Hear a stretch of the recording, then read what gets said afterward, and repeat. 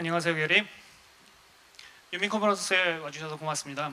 본격적인 대담에 앞서서 먼저 우리 관객들에게 게리에 대해서 조금 제가 소개를 하고 시작을 할까 싶습니다. 괜찮겠죠?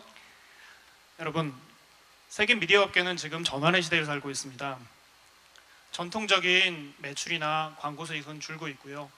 디지털 혁신을 통해서 새로운 활로를 찾고 있지만 구글이나 페이스북 같은 거대한 플랫폼 기업이 독점하고 있는 시장에서 고전을 하고 있습니다.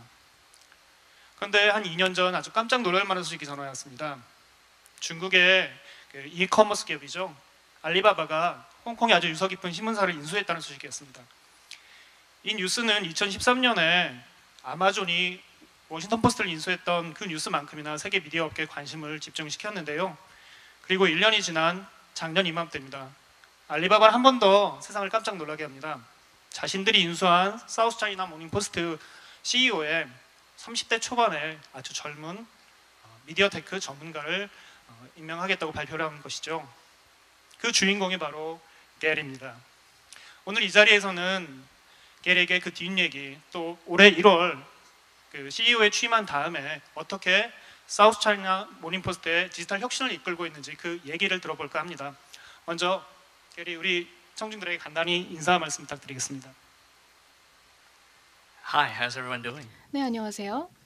First of all, I want to say thank you to 먼저 감사의 Jungang 말씀을 Media, 드리고 as well as 싶습니다. CEO Mr. Hong 중앙 for this 미디어와 invitation. 그리고 I 홍 feel very privileged to 사장님께서 be able to 저를 be here 초대해 to share the 주셔서 story 이 of our 자리에서 incredible 여러분들께 newspaper. 저희의 the South 이야기를 China Morning 들려드릴 수 Post 있게 되어서 is 기쁘게 114 생각합니다. years old. 사우스 It is 차이나 the 모닝 English 포스트는 language newspaper of 114년에 record 역사를 for Hong 가지고 Kong. And 있습니다. for that period of 홍콩에서 time, 114 영어로 years, 발행이 the 된 mission of the 그런 newspaper has 신문으로서 been to report on 지금까지 China for the rest of the world, 114년간 and we 중국의 intend on 이야기를 전 continuing 세계에 알리는 to do 역할을 that in the most 해왔습니다. objective, 그리고 and hopefully 지금도 innovative 여전히 way. 이러한 미션을 As our host said, I've 객관적으로 been at 공정하게 수행하기 위해 the 노력을 paper 하고 for about 있습니다. 11 months, so just a little 네, under a year. 말씀해 주신 And 바대로 prior 한 to 12개월 arriving in Hong 전에 Kong 제가 and taking 취임을 up as 하게 chief executive, 되었습니다. 제가 I was 홍콩에 a 도착을 technology 해서 media 이 executive 자리를 in New York 맡기 City, 전에는 the US 뉴욕시에서 technology 이 scene. 기술 So 관련된 there are a lot of 기업에서 일을 parallels, a 하고 lot of things that 있었습니다. are similar, 그래서 but 그 also a lot of new things that I 기간에 had to 굉장히 learn. 많은 일들이 일어났었죠. 네, 잘 들었습니다.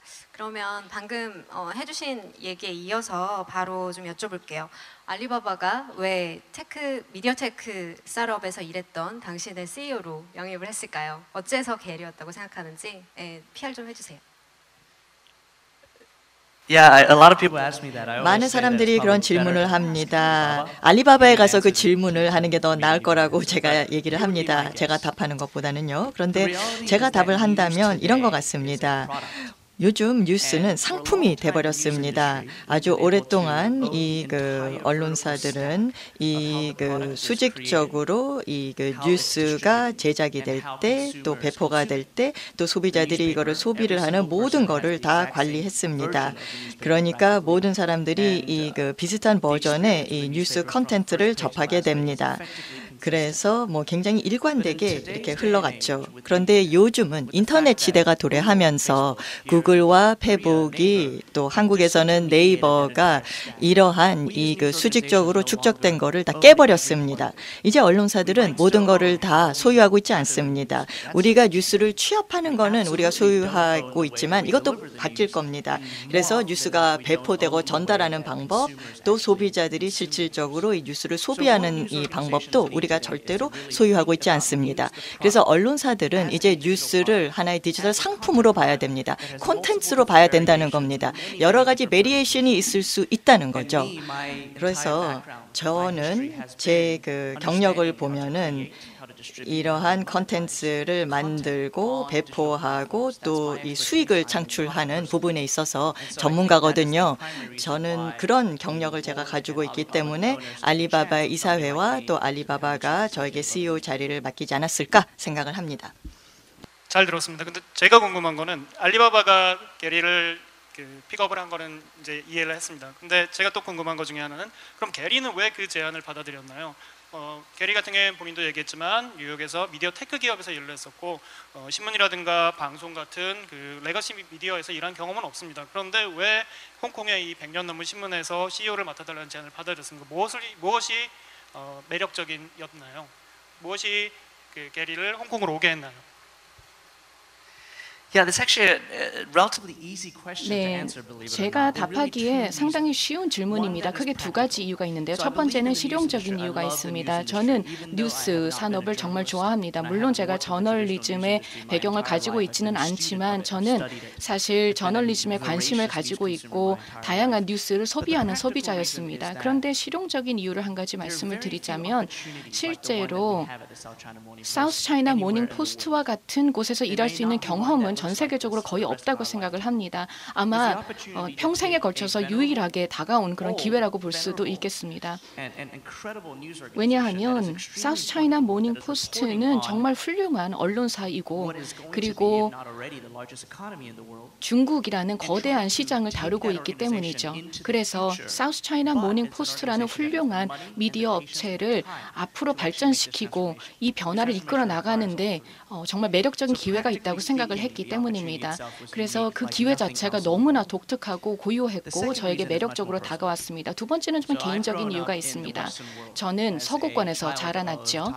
그래서 대만에서 오신 부모님에서 태어났습니다. 그리고 제가 서구에서 자라났지만 뉴질랜드와 미국에서 자라났지만 사실 중화권과 늘 연결되어 있었습니다. 그럼에도 불구하고 제가 정말 저의 어떤 뿌리를 이해할 수 있는 뉴스를 접할 기회가 없다는 것이 안타까웠습니다. 정말 이렇게 훌륭한 그러한 국가의 내용을 충분히 접할 수 없다는 부분을 안타깝게 생각하였습니다. 그리고 제 주변에 있는 사람들이 저의 뿌리를 잘 이해하지 못하고 있다는 것도 안타깝게 생각을 했던 것이죠. 다시 말해서 서구권, 특히 미국을 말씀을 드리자면 미국은 중국을 좀 더 정확하게 이해할 필요가 있습니다. 특히 미국이라고 제가 강조를 드렸는데요. 미국에서는 중국을 좀 더 정확하게 이해할 필요가 있다고 생각을 합니다. 그러한 이해를 높이기 위해서 제가 사우스 차이나 모닝 포스트에서 일하는 것이 기여를 할 수 있다고 생각을 했습니다. 제 일생에 또 제 가족에게도 의미가 있는 것이죠. 그렇군요. 그럼 디지털 혁신에 대해서 조금 더 깊게 여쭤보도록 하겠습니다. 오늘 그 키노트 다이얼로그의 주제가 디지털 바다를 항해하는 혁신적 로드맵 이렇게 되어 있습니다. 한글로. 1월에 취임을 해서 CEO로서 지금 11개월 보냈는데 당신의 그 게리의 리더십 아래서 그 사우스 차이나 모닝 포스트는 지금 어디까지 항해를 했습니까? 어디까지 와 있습니까? 그리고 CEO로 취임한 후에 가장 역점을 두고 심혈을 기울여서 추진하고 있는 어떤 일이 있으면 좀 소개를 해주시죠. 짧은 답은 충분히 멀리 안 왔다는 겁니다. 사실 지금까지 한 것보다 훨씬 더 많이 할 수 있습니다. 이 프로세스는 수년이 걸릴 겁니다. 그런데 저희 사우스 차이나 모닝 포스트 1월 이후에 많은 변화가 있었는데 모멘텀을 타고 있는데 상당히 자랑스럽습니다.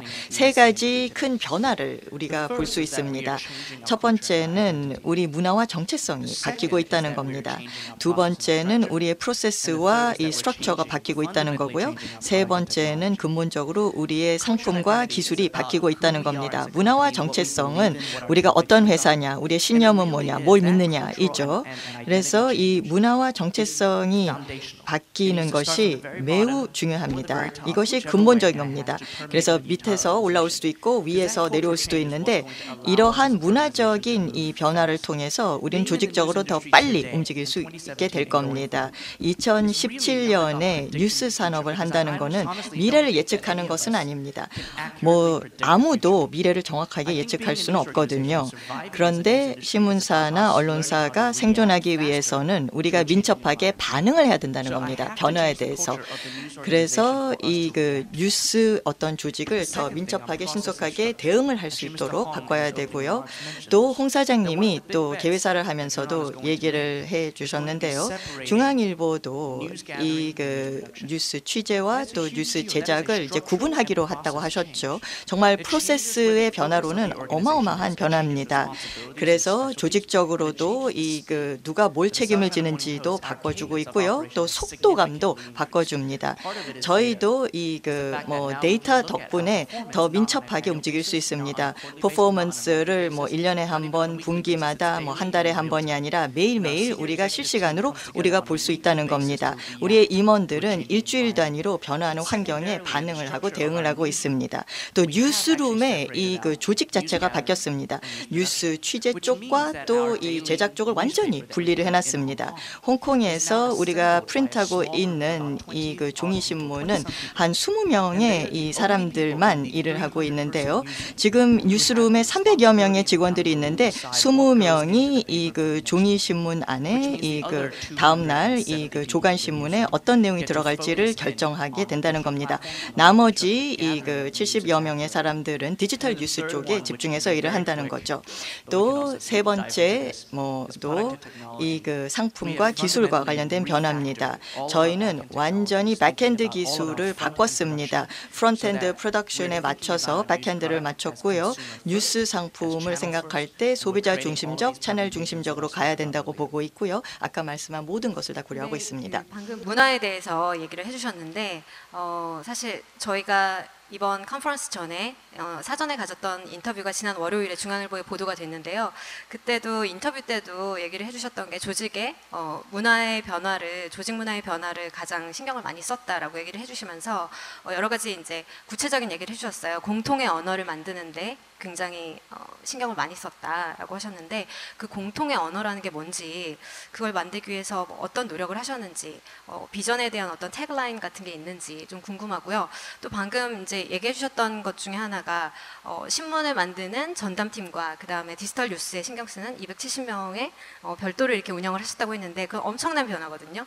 그 변화에 기자들이 굉장히 반응이 궁금하고요. 또 그런 어려운 점도 아마 있었을 텐데 어떻게 또 헤쳐나가고 계시는지 궁금합니다. Yeah, that's a really good question.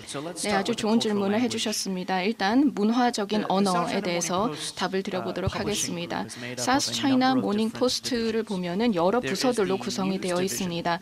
뉴스 부서가 있는데요. 여기에서는 이제 신문을 위한 취재를 하고 그리고 디지털 관련된 부서가 있습니다. 그리고 물론 비즈니스를 담당하는 광고 등을 담당하는 부서가 있습니다. 그리고 실제로 저희가 이 매거진, 즉 잡지를 담당하는 부서와 또 기타 소부서들이 있습니다. 제가 올 초에 취임을 했을 때 보니까 대부분의 부서들이 서로 별개로 작동을 하더라고요. 서로 소통을 하는 것도 없었습니다. 자신들만의 언어를 사용을 하고 있었고 부서 간의 소통이라던가 부서 간의 연결성이 떨어진다는 것을 느끼게 되었습니다. 모든 사람들이 같은 목표를 지향을 하고 그리고 빠르게 움직이기 위해 노력을 하고 있지만 서로 간의 소통은 없었다는 것입니다. 그래서 제가 CEO로 취임을 하면서 한 처음 4개월, 5개월 정도 집중적으로 노력을 했던 것은 이런 서로 다른 부서 간의 공통적인 문화를 쌓기 위한 노력을 한 것이었습니다. 각각의 부서에서 어떠한 근무 환경을 가지고 있고 어떠한 가치를 지향하고 있는지를 파악을 하였습니다. 이런 조사를 한 후에 전사적인 차원에서 6개에서 7개 정도의 공통의 가치를 뽑아냈습니다. 취재 담당을 하던 잡지 담당을 하던 어떤 부서에 일을 하든지 간에 이 6개의 공동 가치를 우리의 공통의 언어로 사용을 하기로 한 것이죠. 이러한 공통의 가치를 바탕으로 해서 우리가 취재라든지 고객을 대하든지 어떤 업무를 할 때 우리를 같은 방향으로 이끌어낼 수가 있었습니다. 다시 말해서 문화적으로 공유를 하고 있기 때문에 공통의 방향으로 갈 수 있도록 한 것이죠. 변화를 이끌어내는 관점에서 보자면 사실 지금까지 구체적으로는 한 6, 7개월밖에 되지 않았기 때문에 아직은 시간이 충분하지 않습니다. 우리가 지금까지 하고 있던 방식을 바꾸는 것은 쉽지 않습니다. 앞으로 3년 후에 어떻게 될 것인가 그때 다시 질문해 주시면 좋을 것 같습니다. 그리고 인쇄, 즉 종이신문의 이 팀과 관련해서는 사실은 이러한 구조 조정을 한 것이 2달 반 정도밖에 되지 않았습니다. 굉장히 짧은 기간이지만 매우 성공적이었다고 생각을 합니다. 왜냐하면 저희의 디지털 콘텐츠의 양도 증가하였고 질적으로도 증가를 하였습니다. 그래서 이 짧은 시간이지만 큰 발전이 있었고 사실상 뉴욕타임즈라든지 파이낸셜 타임스 같은 그러한 조직들도 이미 디지털 혁신을 진행을 해왔습니다. 그리고 이러한 그 언론사들의 경험을 보았을 때 저희도 앞으로 2년 후가 되면은 확실하게 이러한 디지털 혁신이 성공했다라고 말씀을 드릴 수 있을 것 같습니다. 종이 매체와 디지털 매체의 구분을 통해서 집중하는 것이 중요합니다. 어려운 점은 없으셨어요? 방금 얘기하신 과정에서 기자들의 반응이나 A lot. 소개를 잠깐 해주시면. I think at the end of the day, 사실 there are two things that in transformation are 이런 그 전환기에 저희가 처음부터 전달해야 될 두 가지 사항들이 있습니다. 일단 첫 번째는 왜 우리가 이런 전환을 하는지를 설명을 해줘야 됩니다. 특히 이 역사와 전통이 있는 이 회사의 임원들은 제가 뭐 과거에도 그런 경험을 했는데 이런 오래된 회사의 임원들은 뭐 왜 하는지는 설명 안 해요. 그냥 뭘 할 거라는 것만 얘기하지. 근데 왜 하는지를 설명해 줘야 됩니다. 또 두 번째 더 중요한 사항은 설명을 해줘야 됩니다. 어떻게 이렇게 하면 직원들의 어떤 이 삶의 질이 좋아질 건지를 설명을 해줘야 됩니다. 그래서 저희 같은 경우는 가장 어려운 것이 정말 전통적인 보수적인 뉴스룸을 설득하는 거예요. 회사에 3, 40년 동안 일을 해왔던 사람들에게 왜 이렇게 바뀌면 일하는 게 더 쉬워지고 또 일하는 환경이 더 좋아질 건지를 설득하고 설명해 주는 일이었습니다. 근데 뭐 노력도 필요하고요. 또 시간도 필요하고요. 그리고 말을 하는 것보다 더 많이 들어줘야 됩니다. 그들의 말을 들어줘야 됩니다.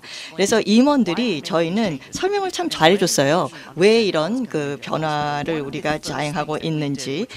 그리고 저희가 초반에 한 것이 우리 전사적으로 모든 직원들에게 설명을 했습니다. 그래서 현재 지금 같이 일하는 모든 사람들이 이 그 전환기가 끝날 때쯤 계속 남아 있을 거다라고 우리가 약속을 했습니다. 그래서 이 그 뭐 손을 들으라 그랬습니다. 같이 가고 싶다, 같이 하고 싶다라고 손을 들어 준다면 우리가 이 질문을 할 때 CEO로서 내 책임은 여러분들을 교육을 시켜주고 충분히 참여할 수 있는 기회를 주겠다라는 얘기를 했습니다.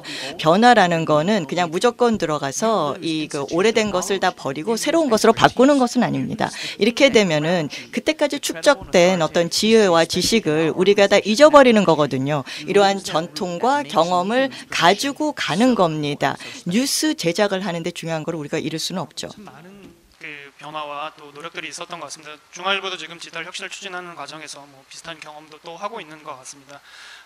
제가 근데 이번에 여쭤보고 싶은 것은 사실 그런 노력들은 조직 밖에 있는 사람들은 좀 알기가 힘듭니다.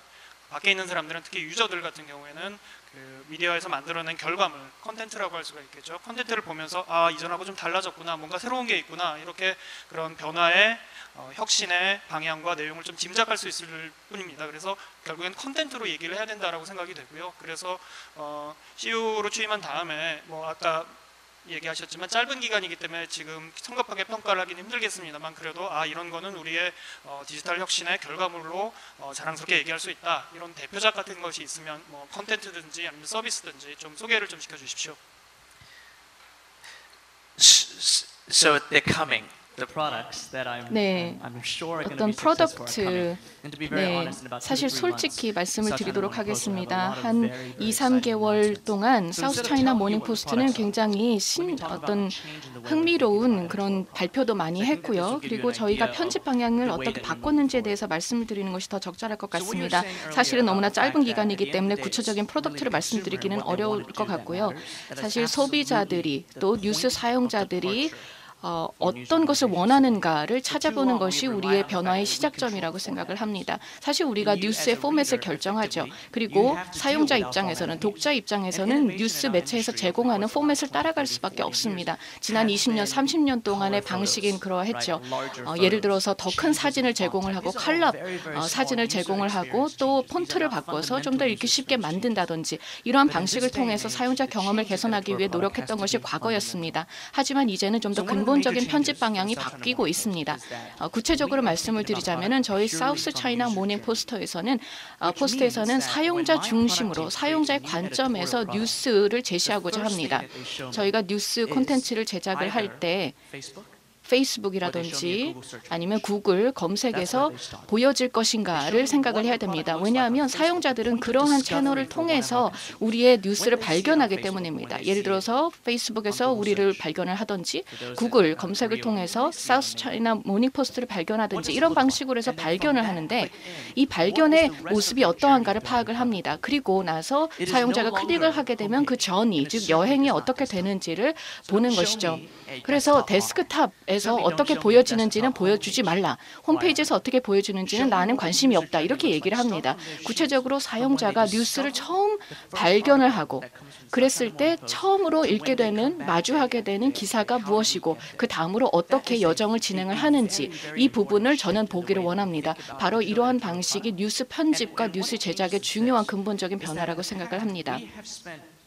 과거에 저희는 사실 너무나 많은 시간 동안 이 뉴스 신문의 템플릿을 어떻게 바꿀 것인지만 고민을 해왔습니다만 이제는 처음에 종이 신문에서 벗어나서 컴퓨터의 모니터, 그 다음으로 랩탑, 노트북이 됐죠. 그 다음에 스마트폰 스크린을 상대해야 되는 그런 시대가 되었습니다. 다시 말해서 컨텐츠를 제공을 하는 그 크기가 달라지게 됐고 작아지게 되었다는 것입니다. 이러한 환경에서 우리가 결정을 해야 되는 것은 매체, 언론사의 관점이 아니라 어떻게 소비자가 콘텐츠를 발견하고 쉽게 찾아갈 수 있는가를 파악을 해야 된다는 것입니다. 많은 사람들이 구글이나 네이버와 같은 포털을 이용을 해서 뉴스를 발견을 하죠. 이러한 환경에서 우리의 콘텐츠와 우리의 뉴스를 어떻게 의미 있는 방식으로 사용자에게 제시할 것인지가 중요하다고 생각합니다. 뉴스를 그냥 뉴스로만 끝내지 않고 하나의 프로덕트로 생각한다는 부분이 아주 인상적인데요. 근데 이제 콘텐츠 얘기가 나와서 한 가지 더 아까 게리가 또 중국에 대한 얘기를 했기 때문에 그 부분 질문을 좀 드리고 싶은데요. 사실 알리바바가 이 사우스차이나 모닝포스트를 인수했을 때 왜 도대체 알리바바가 왜 인수를 했느냐라는 게 또 굉장히 화제였잖아요. 근데 거기에 대해서 알리바바는 이제까지 어떻게 얘기를 했었냐면 영어권 미디어가 중국을 바라보는데 좀 편향돼 있는 싱글 렌즈로 바라보는 그 부분을 바로잡고 싶다라고 얘기를 했었어요. 근데 이런 비전이 오너의 이런 비전이 어떤 언론으로서 사우스차이나 모닝포스트의 이런 독립성이나 아니면 컨텐츠를 만들 때 어떤 제약이 되진 않는지 또 이런 부분은 뉴스룸에 있는 구성원들하고 충돌이 될 수도 있을 것 같은데 이런 우려에 대해서 CEO는 어떻게 생각하시는지 궁금합니다. 네, 왜 사우스 차이나 모닝 포스트가 존재하고 있는지 얘기를 다시 하고 싶습니다. 뭐 알리바바는 뭐 우리를 오wn하고 있으니까 소유하고 있으니까 뭐 그들의 또 입장이 있겠지만 저희의 이 그 미션은 간단합니다. 이 중국에 대한 이 그 글로벌 어떤 그 대화를 이끌어 가는 겁니다. 그래서 중국이 어떤 나라인지 어떻게 부상하고 있는지 또 중국과 전 세계의 관계를 저희가 전달을 하고 보여주는 겁니다. 어떻게 보면 두 개의 버전밖에 없습니다. 사실 첫 번째는 이제 북경에서 나오는 뉴스입니다. 사실 이거는 프로파간다 뉴스죠. 그래서 이제 북경 그러니까 중국 정부가 자기에 대해서 보여주고 싶은 이런 내용을 전달하는 거죠. 두 번째는 이 그 서방 세계가 중국에 대해서 인식하고 생각하는 겁니다. 내러티브를 사실은 소유하고 있어요. 이 서방 세계가 중국과 관련된 것도 그래요. 그런데 이렇게 하면 좀 제한된 어떤 시각을 가지고 있습니다. 대부분의 서방 언론사들은 몇 명의 특파원만 이 중국에 파견하고 보내고 있습니다. 지금 13억 명의 인구를 가지고 있는 중국과 같은 큰 나라를 몇 명의 소수의 기자들이 절대로 취재하고 커버할 수 없습니다. 그러니까 사용자들에게 중국에 대한 정확한 뉴스와 팩트를 전달하기 위해서는 우리가 모든 것을 제대로 파악을 해야 됩니다. 그러니까 서방 어떤 시각이나 중국 정부의 시각 이외에 또 다른 시각이 있을 수 있다는 거죠. 그래서 뭐 좋은 내용도 있고 나쁜 어떤 뉴스도 있고 또 뭐 혁신적인 내용도 있고 또 인권과 관련된 뉴스도 있고 정말 다양한 이 그 뉴스거리가 있습니다. 그래서 저희 이 SCMP는 중국 내 기자들을 보낼 뿐만 아니라 또 전 세계에 또 중국에 나오는 뉴스에 대해서 또 대응하고 반응하는 뉴스를 취재하는 또 기자들도 많이 파견하고 있습니다. 그래서 어떻게 보면 이 그 서방 어떤 언론의 어떤 편향된 어떤 렌즈뿐만 아니라 렌즈를 바꾸는 것이 아니라 좀 포괄적인 중국에 대한 이미지를 저희는 전달하고 싶습니다. 뉴스를 전달하고 싶습니다. 이 질문에 대한 어떤 답, 뭐 뉴스룸에 영향을 미쳤냐? 이러한 상황이 아닙니다. 절대 아닙니다. 알리바바가 뭐 사우스 차이나 모닝 포스트를 인수한 후로 계속 저희에게 그 독립적으로 그 편집부가 일을 할 수 있도록 허락을 해줬습니다. 그래서 알리바바는 그 이후로도 계속 저희의 지배 구조라든지 이사회도 저희에게 완전히 독립적으로 일을 할 수 있도록 자유를 주고 있습니다. 그리고 저희는 그 편집부의 어떤 독립성을 계속 지킬 겁니다. 끝까지 지킬 겁니다. 저희가 살아있는 한. 예, 중국과 알리바바 그다음에 사우스차이나 모닝포스트의 관계에 대해서는 저도 질문을 좀 하고 싶었는데 우리 박수련 기자가 대신 질문을 해줬으니까 제가 준비했던 질문 스킵을 하도록 하겠습니다. 그리고 다시 미디어 테크 얘기를 다시 한번 돌아갔으면 싶은데요. 네. 아까 디지털 전환을 위해서 굉장히 사용자들의 쭉 뉴스를 소비하는 과정을 이렇게 트래킹한다는 부분도 인상적이었는데요. 또 이런 디지털 트랜스포메이션을 위해서 사우스차이나 모닝포스트는 굉장히 많은 엔지니어를 채용을 했고 또 테크 인프라에 대한 투자도 굉장히 많이 늘렸다고 들었습니다. 그런데 사실 이제 알리바바가 사우스차이나 모닝포스트를 사고 또 아마존이 워싱턴 포스트를 이제 사는 시대에 우리가 살고 있잖아요. 또 곧 AI 스피커가 또 뉴스를 읽어주고 있는 시대고요. 이런 전환기에 있는 상황에서 미디어는 또 저널리즘은 앞으로 어떻게 변해갈 것으로 보시는지 또 이제 직접 올해 11개월 동안의 경험이 있으시니까 비추어서 한번 소개를 좀 해주시면 좋겠고요. 또 마침 오늘 이 컨퍼런스의 주제도 미디어 내일을 묻다거든요. 네, 그래서 내일에 대해서 좀 얘기해 주세요. That's a dangerous question to answer, especially 네, because earlier I just said 글쎄요. that no one can 약간 predict 위험한 the 질문인 future 것 properly. 같습니다. 사실 미래를 예측할 수 있는 사람은 아무도 없는 것 같은데요. 그래서 아주 단기적인 미래만 좀 내다보도록 하겠습니다. 그 이후의 미래에 대해서는 저도 잘 모르겠습니다. 저는 정말로 제가 확신을 하고 있는 것이 앞으로 뉴스의 소비의 패턴이 완전히 바뀌게 될 것이라는 것입니다. 뉴스를 발견하는 방식 그리고 뉴스를 소비하는 방식이 바뀌게 될 것이라는 것이죠. 제가 소비라는 말을 썼습니다. 읽는다, read라는 말이 아니라 소비라는 말을 썼습니다. 왜냐하면 저희가 지금 발견하고 있는 것은요. 과거 같은 경우에는 한 10년, 20년 전에도 소비자의 패턴이 바뀌고 있다라고 이야기를 했었죠. 그리고 인터넷 업체들이 부상을 하면서 앞으로 5년, 10년 동안 어떻게 바뀔 것이다 이야기를 해왔었습니다만 이제 오늘날 뉴스의 소비 패턴은 6개월마다 한 번씩 바뀌고 있습니다. 그렇게 빠르게 바뀌고 있다는 것이죠. 뉴스 산업에 대해서 일단 뉴스의 발견과 소비에 대해서 제가 봐야 된다고 말씀을 드렸습니다. 첫 번째, 일단 발견과 소비와 관련해서 인공지능이 아주 핵심적인 역할을 하게 될 것이라는 점입니다. 왜냐하면은 다시 한번 인공지능이 우리의 모든 삶의 방식을 바꾸어 놓을 것이기 때문입니다. NLP, 다시 말해서 NLP라는 이 자연어 처리 능력이 사용이 되고 있습니다. 자연어 처리 능력이라고 하는 것은 예를 들어서 우리가 어떤 기계에다가 질문을 할 때 이 기계는 우리의 자연어를 이해를 하고 처리를 해줄 수 있다는 것을 의미하는 것이죠. 그래서 예를 들어서 우리가 어떤 인공지능을 가진 기계에게 질문을 합니다. 가장 최근에 나온 북한과 미사일 위기 관련된 뉴스가 무엇이지? 라고 질문을 합니다. 그랬을 때 이 자연어, 이 질문을 정확하게 이해를 할 수 있어야 되고 언론사는 바로 이 관련된 최근의 소식을 제공을 해줄 수 있어야 됩니다. 예를 들어서 김정은이 ICBM에 대해서 이렇게 발표를 했다라는 그런 가장 최근의 소식을 전달을 해줄 수 있어야 된다는 것. 그런 차원에서 자연어 처리가 매우 중요합니다. 다시 말해서 우리 언론사 입장에서는 독자들이 언론사에게 던지는 질문을 직접적으로 이해할 수 있고 이에 대해서 대응할 수 있어야 된다는 것입니다. 자연어 처리라고 하는 것은 콘텐츠를 만드는 데에도 영향을 줍니다. 특히 금융이라든지 스포츠 쪽의 뉴스를 보면은요. 거의 정형화되어 있습니다. 예를 들어서 맨체스터 유나이티드의 경기에서 누가 득점을 했는지 또 예를 들어 금융시장에서 주식시장에서 어떤 주식 종목이 늘어나고 있는지 떨어지고 있는지 이런 부분은 거의 정형화되어 있습니다. 그렇기 때문에 사람들이 기사를 작성을 하는 것보다 인공지능이 더 잘 작성을 할 수 있다는 것입니다. 그렇다고 해서 저널리스트의 역할이 사라진다는 것은 아니죠.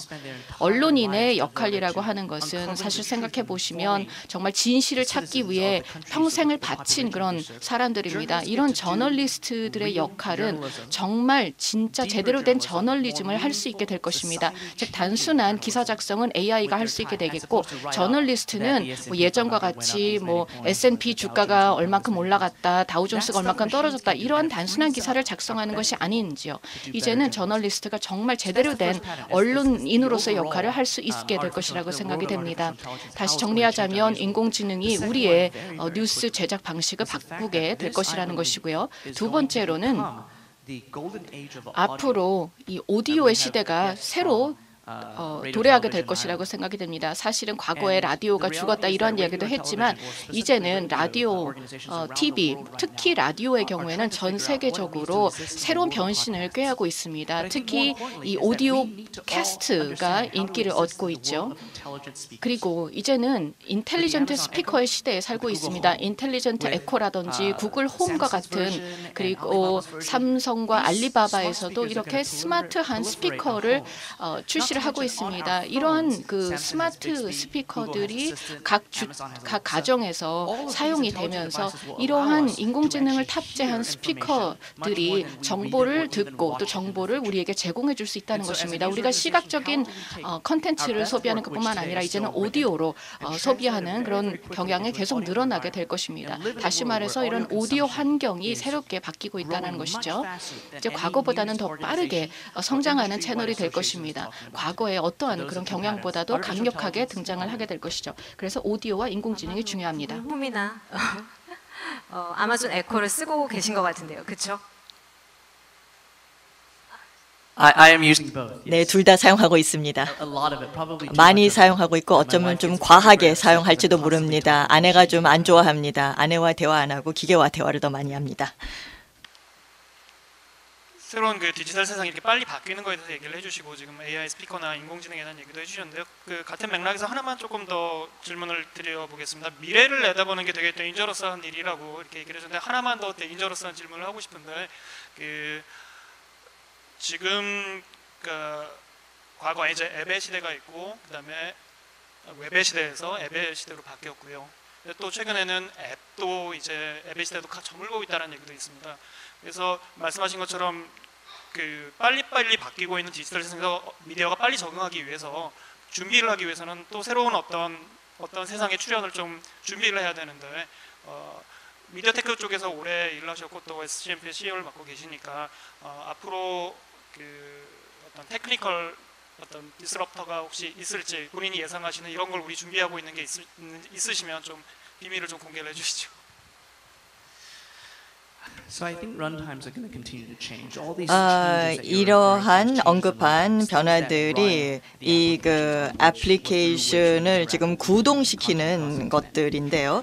인터넷상의 애플리케이션을 구동시키는 것 자체가 바뀔 겁니다. 데스크톱에서 웹으로 갔고 웹에서 데스크톱에서 포털로 갔고 오픈 웹으로 갔고 이제 모바일로 이동했습니다. 그리고 모바일로 가면서 또 SNS 시대가 왔죠. 사실 이 그 우리가 슈퍼컴퓨터를 이제 휴대폰으로 들고 다니니까 소셜 미디어가 가능해졌죠. 그래서 이제는 이 구동 시간이 런타임이 이렇게 움직이고 이제는 어떤 나라에서는 메신저로 움직였습니다. 메신저로 움직이고 난 다음에 이제 뭐 오디오와 AI로 가겠죠. 미국에서 이 메신저가 지금 또 대두되고 있습니다.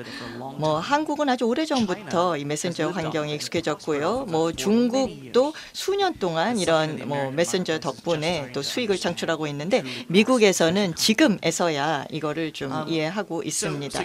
몇 개의 회사가. 그래서 앞으로는 가까운 미래에는 점점 더 많은 콘텐츠를 이 사람들이 이 그 공유를 하면서 메신징 앱을 통해서 나누어 그 보게 될 겁니다. 그러면은 또 많은 기회가 생깁니다. 메신저 덕분에 우리는 1대1의 고객과의 관계를 다시 맺을 수 있습니다. 처음으로 이 그 신문사들이 1대1 관계를 이 그 독자들과 가질 수 있어요. 앱이나 SNS를 통해서. 사실 대부분의 경우는 우리의 콘텐츠를 그냥 불특정 다수에게 밀어내는 거거든요.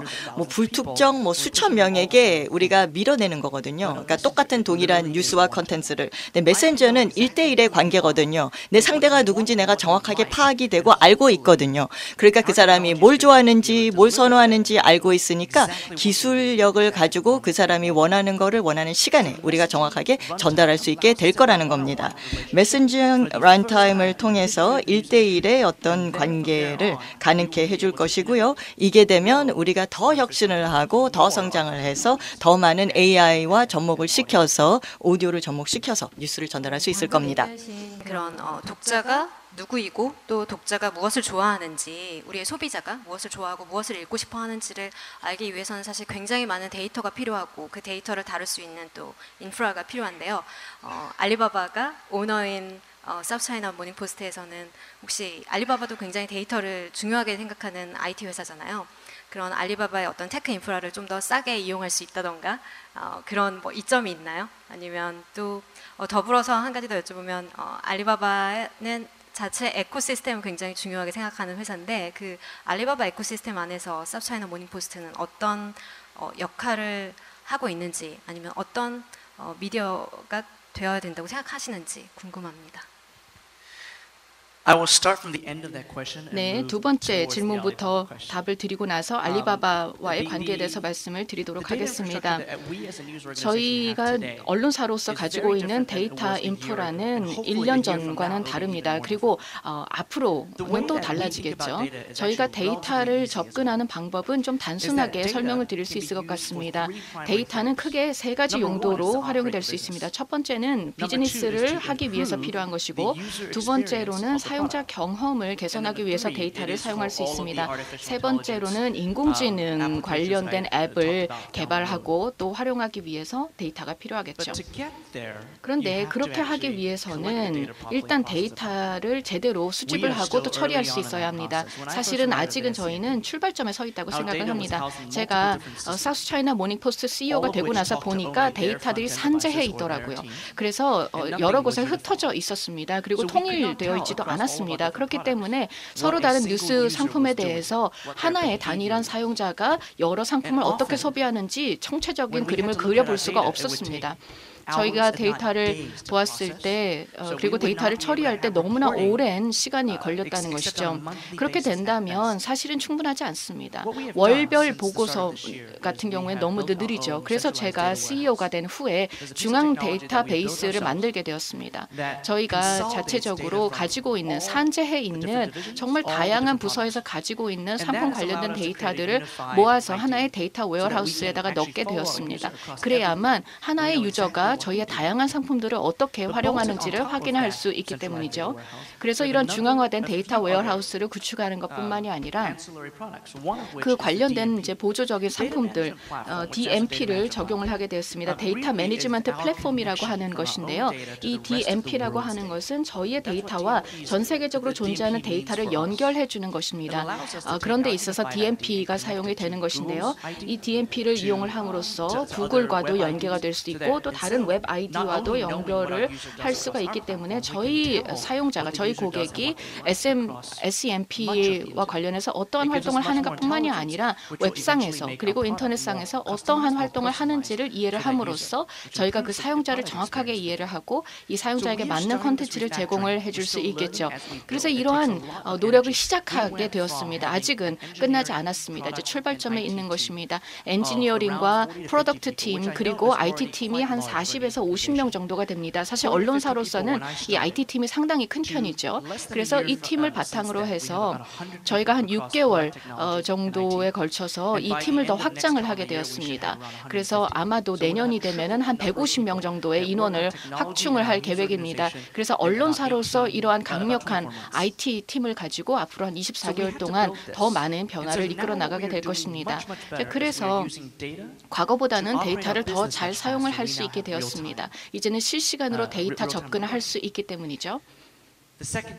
두 번째로는 이러한 데이터를 이용을 해서 사용자의 경험을 개선한다라는 점을 말씀을 드리겠습니다. 앞으로 한 3개월 정도면 확실히 이렇게 바뀌게 될 것이고요. 그 다음을 내다보면은 실제로 기계학습, 머신러닝 알고리즘과 AI를 이용을 해서 좀 더 심층적인 딥러닝을 할 수 있겠습니다. 첫 번째 질문에 대해서 답을 해보도록 하겠습니다.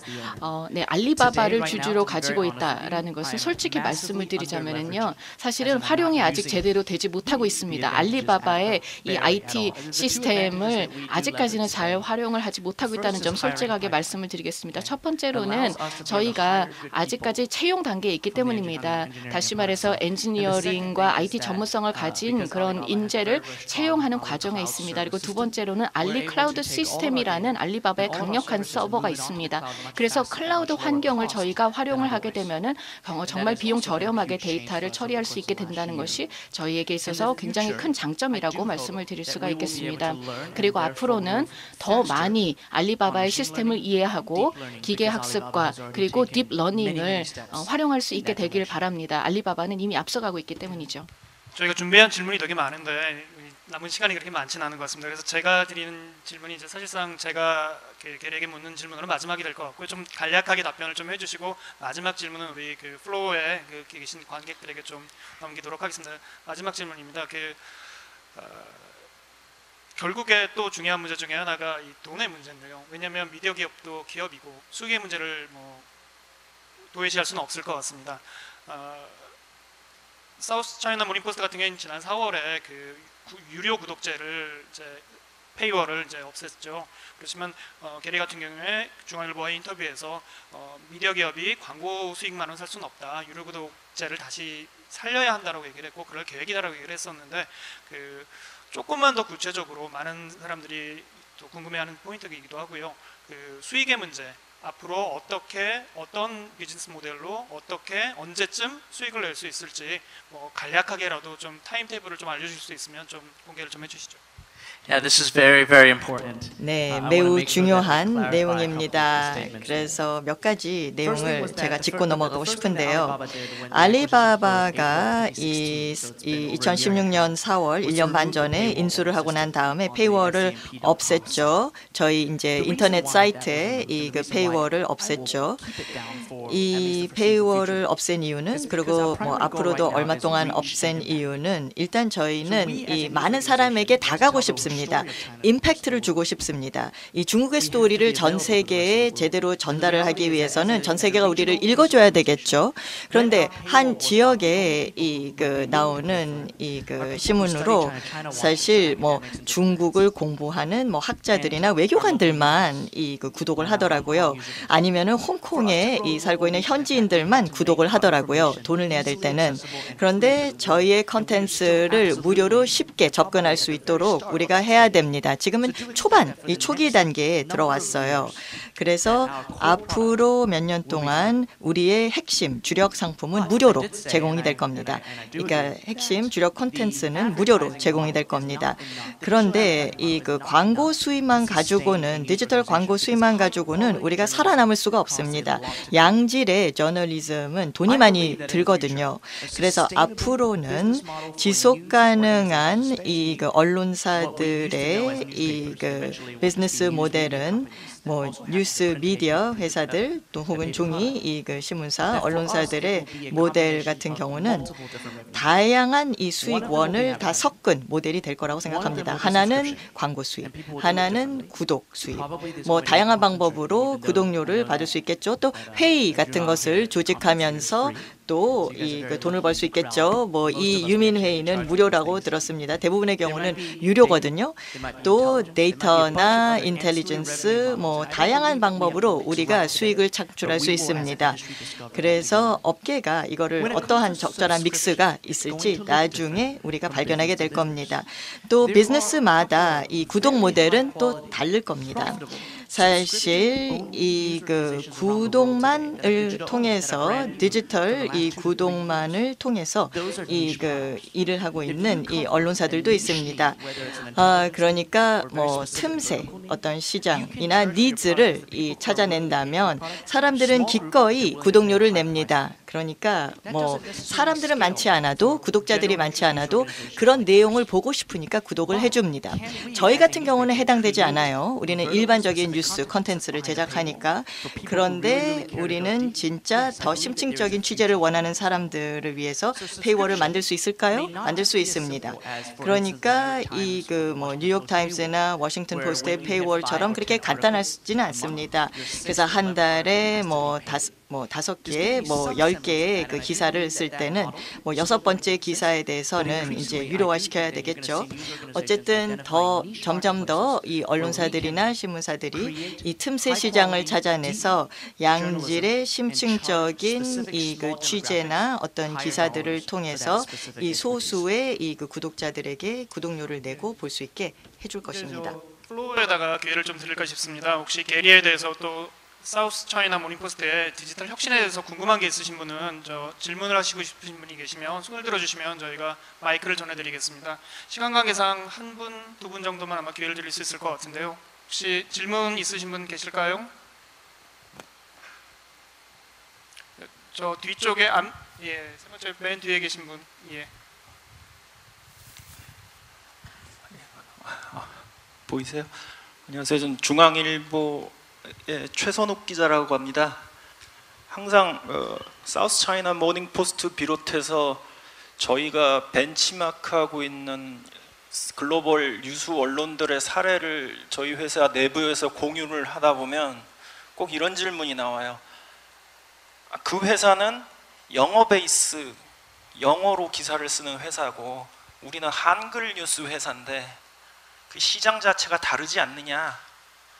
그래서 이런 말은 지금 하고 있는 디지털 혁신에 저항하는 사람도 이런 얘기를 하고 디지털 혁신에 굉장히 협조하고 있는 사람도 같은 의심을 하는 분위기입니다. 게리께서 보시기에 우리가 지금 한글 쓰는 아시겠지만 지금 한국 인구가 5천만 명 정도고요. 물론 통일이 좀 한동안 더 안 된다고 가정했을 때 5천만이 쓰는 한글 뉴스 시장에서 디지털 혁신 어느 정도나 가능성이 있다고 보시는지 한번 말씀 부탁드립니다.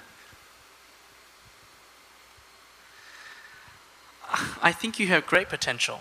네, 저는 충분한 성장의 잠재성이 있다고 생각이 됩니다. 네, 물론 사우스 차이나 모닝 포스트가 영자 신문이라는 것에 대해서 네, 충분히 이해를 합니다. 사실 앞으로도 계속해서 이렇게 영어 신문사로서 계속 성장을 하게 되겠지만은 저희는 전 세계를 대상으로 해서 중국의 이야기를 전달하는 그런 역할을 하고 있습니다. 제가 앞서서도 말씀을 드렸었는데요.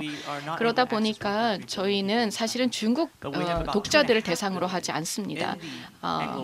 그런데 즉 다시 말해 13억 명의 중국인들을 대상으로 하는 것이 아니라 약 12억 명의 전 세계 영어권 독자들을 대상으로 해서 중국의 이야기를 전달하는 그런 신문사이기 때문에 아마도 앞으로도 계속해서 이러한 시장을 기회를 모색하게 될 것 같습니다. 그런데 국내 신문사 사실 5천만 명도 제가 보기에는 굉장히 큰 규모라고 생각을 합니다. 네, 5천만 명.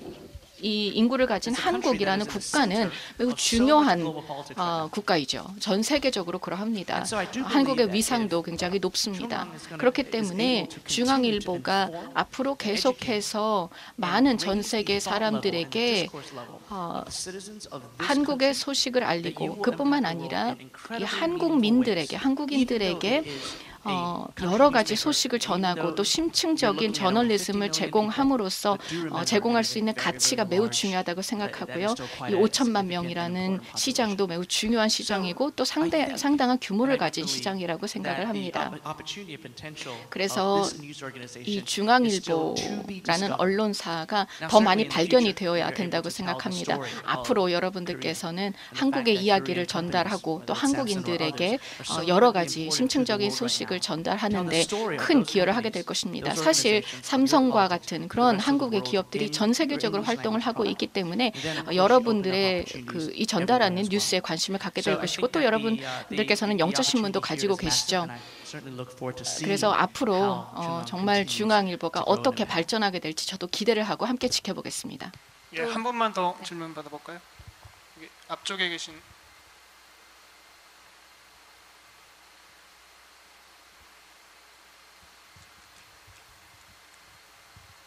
예, 좋은 강연 감사드리고요. 아무래도 IT 쪽에서 오셨기 때문에 워싱턴 포스트가 하나의 경쟁자이자 또 벤치마킹할 수 있는 요소들이 있을 것 같은데요.